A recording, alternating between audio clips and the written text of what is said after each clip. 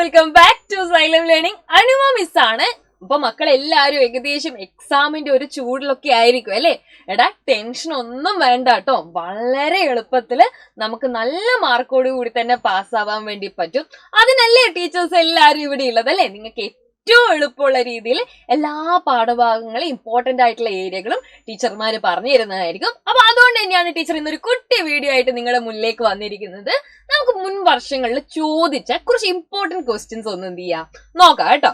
അപ്പൊ അതാ ക്വസ്റ്റ്യൻ ഇതാണ്. ഇവിടെ നിങ്ങൾ 4 ആളുകളെ കാണുന്നുണ്ട് അല്ലെ? എന്നിട്ട് ചോദ്യവും പറഞ്ഞിട്ടുണ്ട്. ഇന്ത്യൻ ബഹിരാകാശ ഗവേഷണത്തിന് നേതൃത്വം നൽകിയത് ഇവരിൽ ആരാണ്? Who is the pioneer in Indian space research? Pioneer എന്ന് പറഞ്ഞാൽ എന്താ? ഏറ്റവും ആദ്യം അല്ലെ വലിയ രീതിയിൽ കോൺട്രിബ്യൂഷൻ കൊടുത്ത ആള് ആരാണ് എന്നുള്ളതാണ് ചോദിച്ചിരിക്കുന്നത്. ആരാണ് എന്നുള്ളതല്ലേ? ഈ 4 പേരിൽ ഒരാളാണെന്ന് നമുക്ക് എന്ത് ചെയ്യാം, ഉറപ്പിക്കാം. പക്ഷെ ആരാണെന്നും കൂടെ നമ്മൾ എന്ത് ചെയ്യണം, കണ്ടുപിടിക്കണം. രണ്ടാമത് ചോദ്യം എന്താണ്? ബഹിരാകാശ രംഗത്ത് ഇന്ത്യയുടെ പ്രധാനപ്പെട്ട നേട്ടങ്ങൾ എഴുതുക. 2 എണ്ണാണ് ചോദിച്ചിരിക്കുന്നത് അല്ലെ? Write down the 2 important milestone in space research അല്ലെ? ഇന്ത്യൻ സ്പേസ് റിസർച്ചിലെ ഇമ്പോർട്ടന്റ് ആയിട്ടുള്ള 2 കാര്യങ്ങളും കൂടിയാണ് നിങ്ങൾ എഴുതേണ്ടത്. നല്ലൊരു ക്വസ്റ്റ്യൻ ആണ് അല്ലെ? നമുക്ക് ഇത് എന്ത് ചെയ്യാം, ഈ ഒരു ക്വസ്റ്റ്യനിലൂടെ വളരെ ഇമ്പോർട്ടന്റ് ആയിട്ടുള്ള കുറച്ച് ക്വസ്റ്റ്യൻസിന്റെ ആൻസേഴ്സും കൂടെ നമുക്ക് എന്ത് ചെയ്യാം, ഒന്ന് പഠിച്ചു വെക്കാം കേട്ടോ. അപ്പൊ ആദ്യത്തെ ആൾ ആരാണെന്ന് നമുക്ക് നോക്കാം. നിങ്ങൾക്ക് എല്ലാവർക്കും ഇപ്പൊ തന്നെ മനസ്സിലായിട്ടുണ്ടാവും അല്ലെ? ആദ്യത്തെ ആൾ ആരാണ്? ഇതാണ് കൽപ്പന ചൗള അല്ലെ? ആരാണ്? നമ്മുടെ കൽപ്പന ചൗളയാണ് ചിത്രത്തിൽ ആദ്യമായിട്ടുള്ളത്. എന്താണ് കൽപ്പന ചൗളയുടെ ഒരു പ്രത്യേകത എന്ന് പറയുന്നത്? ഇന്ത്യയിലെ എന്താണ്, വനിതകളിലെ ആദ്യമായിട്ട് ബഹിരാകാശത്ത് പോയിട്ടുള്ള ആളാണ് നമ്മുടെ കൽപ്പന ചൗള എന്ന് പറയുന്നത്. ഇന്ത്യക്കാരി എന്ന് നമുക്ക് തികച്ചും പറയാൻ പറ്റത്തില്ല, ഇന്ത്യൻ വംശജ എന്ന് പറയാം അല്ലെ? കാരണം എന്താണ്, ഇവര് പിന്നീട് എങ്ങോട്ടേക്ക് പോയി? അമേരിക്കയിലേക്ക് പോയി അല്ലെ? US പോയി. US ഭാഗമായിട്ടുള്ള ബഹിരാകാശ ഗവേഷണങ്ങളിലാണ് ഇവര് പങ്കെടുത്തത്. അപ്പൊ ഇന്ത്യയിൽ നിന്നല്ല കൽപ്പന ചൗള ബഹിരാകാശത്തേക്ക് പോകുന്നത്, നാസയിൽ നിന്നാണ് അല്ലെ? നാസ എന്ന് പറഞ്ഞു കഴിഞ്ഞാൽ അമേരിക്കയുടെ ബഹിരാകാശ ഗവേഷണങ്ങൾക്ക് നേതൃത്വം കൊടുക്കുന്ന സ്ഥലമാണ് അല്ലെ? അപ്പൊ നാസയിൽ നിന്ന് പോയ ആളാണ് കൽപ്പന ചൗള. എങ്കിലും ഓർത്തു വെക്കുക, ഇന്ത്യക്കാരിയാണ്. ഓക്കെ, ഇനി രണ്ടാമത് നിൽക്കുന്ന വനിതയും നിങ്ങളൊന്ന് ശ്രദ്ധിച്ചിരിക്കണേ. ആരാണിത്? ഇതാണ് സുനിത വില്യംസ് അല്ലെ? ആരാണ്? സുനിത വില്യംസ് ആണ് ചിത്രത്തിലുള്ളത്. അപ്പൊ നമുക്ക് ഓരോരുത്തരെയും ഒന്ന് പറയാം അല്ലെ? ആദ്യത്തത് കൽപ്പന ചൗള. രണ്ടാമതുള്ളത് ആരാണ്? സുനിത വില്യംസ് അല്ലെ? സുനിത വില്യംസ്. ഓക്കെ, എങ്കിൽ മൂന്നാമത് നിൽക്കുന്ന ആൾ ആരാണ്? അപ്പൊ സുനിത വില്യംസും നാസയുടെ ഭാഗമായിട്ട് തന്നെയാണ് പോയിരിക്കുന്നത്. ഏറ്റവും കൂടുതൽ കാലം ബഹിരാകാശത്ത് നിന്ന് ഇന്ത്യൻ വംശജ കൂടിയാണ് ആര്? നമ്മുടെ ഈ പറയുന്ന സുനിത വില്യംസ് അല്ലെ? അപ്പൊ മൂന്നാമത്തെ ആളെയാണ് നിങ്ങൾ ഏറ്റവും ഇമ്പോർട്ടന്റ് ആയിട്ട് ശ്രദ്ധിക്കേണ്ടത്. ആരാണ് ഈ മൂന്നാമത്തെ ആള്? അപ്പൊ ഇതാണ് രാകേഷ് ശർമ്മ കേട്ടോ. ആരാണ്?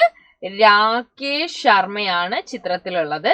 അപ്പൊ രാകേഷ് ശർമ്മയാണ് നമ്മൾ പറഞ്ഞു അല്ലെ? ഇന്ത്യയിൽ നിന്ന് ആദ്യമായിട്ട് ബഹിരാകാശത്തുന്ന ആൾ ആരാണ്? രാകേഷ് ശർമ്മയാണ്. സോയുസ് T-11 എന്ന് പറയുന്ന പേടകത്തിലാണ് ഇദ്ദേഹം എന്ത് ചെയ്യുന്നത്, ബഹിരാകാശത്തേക്ക് പോയത്. ഇദ്ദേഹവും പോയത് ഇന്ത്യയിൽ നിന്നല്ല, പോയത് റഷ്യ അല്ലെ? USSRൽ നിന്നാണ് പോകുന്നത് എന്ന് ഓർത്തു വെക്കാം. എങ്കിൽ ഈ നാലാമതുള്ള ആൾ ആരാണ്? നാലാമതായിട്ട് നിങ്ങൾ കാണുന്ന ആൾ ആരാണ് എന്ന് നിങ്ങൾ എന്ത് ചെയ്യുക, മനസ്സിലാക്കുക. ഇതാണ് വിക്രം സാരാഭായ്. ആരാണ്? വിക്രം സാരാഭായ്. എന്താണ് വിക്രം സാരാഭായിയുടെ പ്രത്യേകത?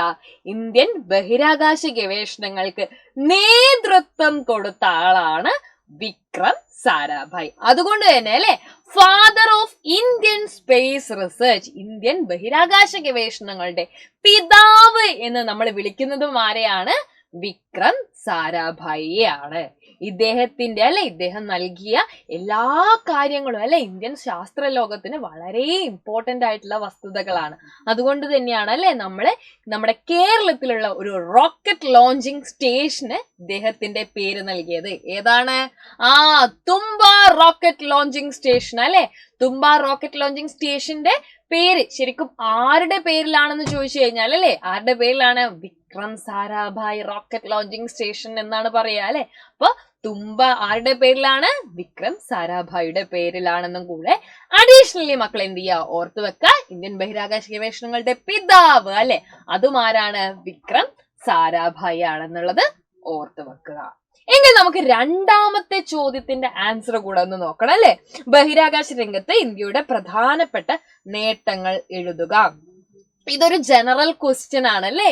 അതായത് നമുക്ക് എല്ലാ നേട്ടങ്ങളും, നിങ്ങൾക്ക് എന്തൊക്കെ അറിയാവോ അത് ഏതായി കഴിഞ്ഞാലും കുഴപ്പമില്ല അല്ലെ. നമുക്കിപ്പോ ഏറ്റവും അഭിമാനത്തോടെ പറയാം അല്ലെ, നമ്മൾ എന്ത് ചെയ്തു?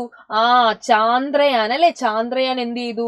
അടിപൊളിയായിട്ട് അല്ലെ, അടിപൊളിയായിട്ട് നമ്മൾ വിക്ഷേപിച്ചു ലോകരാജ്യങ്ങളുടെ മുന്നിൽ അല്ലെ. നമ്മുടെ അഭിമാനം വാനത്തോളം എത്തി അല്ലെ, വാനോളം ഉയർന്നിട്ടുണ്ട്. അപ്പൊ നമുക്ക് എന്ത് ചെയ്യാം? നിങ്ങൾ ചാന്ദ്രയാൻ 3 അല്ലെ, അതാണ് നിങ്ങൾ എഴുതുന്നെങ്കിൽ അതും ശരിയാണ്.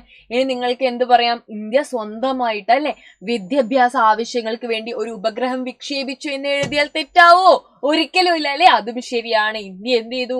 എഡ്യൂസാറ്റ് എന്ന് പറയുന്ന ഉപഗ്രഹം അല്ലെ, വിദ്യാഭ്യാസ ആവശ്യങ്ങൾക്ക് വേണ്ടി മാത്രമായിട്ട് നമ്മൾ എന്ത് ചെയ്തിട്ടുണ്ട്? ബഹിരാകാശത്തേക്ക് പറഞ്ഞു വിട്ടിട്ടുണ്ട് അല്ലെ.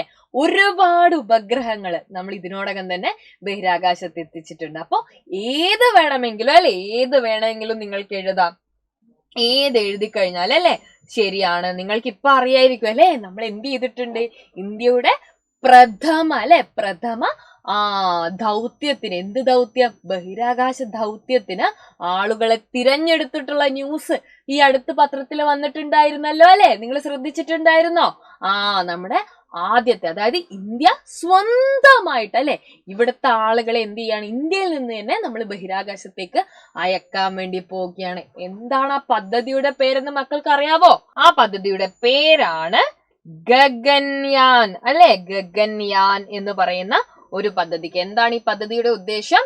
ഇന്ത്യക്കാരായിട്ടുള്ള ആളുകളെ നമ്മൾ എന്ത് ചെയ്യാണ്? ബഹിരാകാശത്ത് എത്തിക്കാൻ വേണ്ടി പോവുകയാണ്. അതേപോലെ തന്നെ അല്ലെ ആദിത്യ, എന്താണ്? ഇന്ത്യയുടെ ആദ്യത്തെ സൗരദൗത്യം അല്ലെ, ആദിത്യയെ കുറിച്ച് നിങ്ങൾക്ക് എഴുതാം. പിന്നെ എന്താണ്? മംഗൾയാൻ അല്ലെ, ഇന്ത്യയുടെ ആദ്യത്തെ ചൊവ്വാ ദൗത്യം. എന്തിനെ കുറിച്ച് വേണമെങ്കിലും നിങ്ങൾക്ക് ഈ ഒരു ക്വസ്റ്റ്യനിൽ ആൻസർ ആയിട്ട് എഴുതാവുന്നതാണ് കേട്ടോ. അപ്പൊ ഇതോടൊപ്പം തന്നെ എന്ത് ചെയ്യാ? നിങ്ങള് കൃത്രിമ ഉപഗ്രഹങ്ങൾ അല്ലെ, കൃത്രിമ ഉപഗ്രഹങ്ങളെ കുറിച്ചൊക്കെ എന്ത് ചെയ്യുക, അതിന്റെ ഉപയോഗങ്ങള്, എന്തൊക്കെ ആവശ്യങ്ങൾക്ക് വേണ്ടിയിട്ടാണ് നമ്മൾ കൃത്രിമ ഉപഗ്രഹങ്ങൾ ഉപയോഗിക്കുന്നത് എന്നൊക്കെ കൂടെ പഠിച്ചു വെക്കാൻ വേണ്ടിയിട്ട് മറക്കരുത്. അപ്പൊ അതാ ഏറ്റവും ഇമ്പോർട്ടന്റ് ആയിട്ടല്ലേ നിങ്ങൾക്ക് ഈ പോയിന്റ്സ് ഓർത്ത് വെക്കാം. വാർത്താവിനിമയ ആവശ്യങ്ങൾക്ക് അല്ലെ, കമ്മ്യൂണിക്കേഷൻ പേർപ്പസിന്, കാലാവസ്ഥാ പ്രവചനം, വെതർ ഫോർകാസ്റ്റിന്, ഗതാഗതം, ട്രാൻസ്പോർട്ടിന് അല്ലെ, സ്ഥാനനിർണയം, ഒബ്ജക്ട് ഐഡന്റിഫിക്കേഷൻ അല്ലെ, അതിന്റെ ലൊക്കേഷൻ പെർട്ടിക്കുലർലി ഐഡന്റിഫൈ ചെയ്യാൻ ഒക്കെ എന്ത് ചെയ്യുന്നുണ്ട്? നമ്മൾ ഉപയോഗിക്കുന്നുണ്ട്.